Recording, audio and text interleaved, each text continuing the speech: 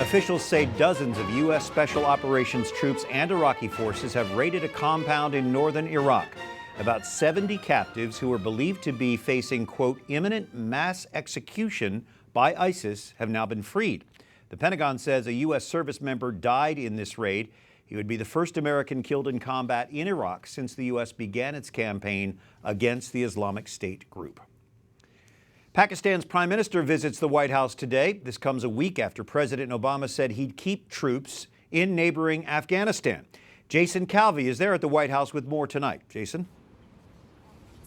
Brian, on the agenda, terrorism, nuclear weapons, economic growth, and clean energy. The U.S. is promising to invest in a program to teach 200,000 Pakistani girls. Pakistan's Prime Minister Nawaz Sharif and President Obama met today in the Oval Office. The United States and Pakistan have a long-standing relationship, work and cooperate on a whole host of issues. The U.S.-Pakistan relationship has been long, but rocky. The Pakistan-America relations span over 70 years.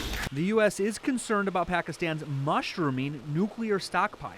Pakistan has the fastest growing nuclear arsenal in the world today. They are vastly increasing their fissile material.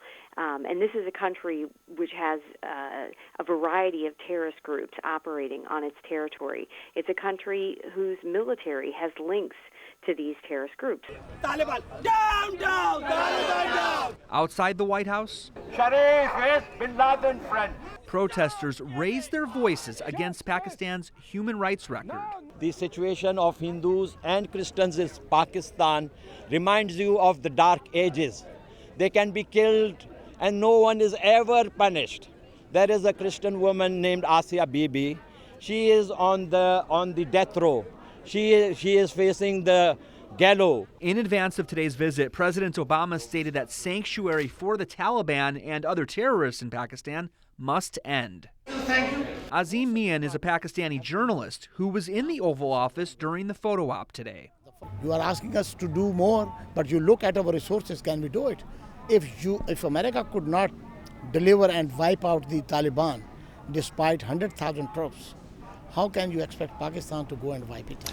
Pakistan denies sponsoring terrorism. President Obama, in fact, praised Pakistani forces for fighting terrorists.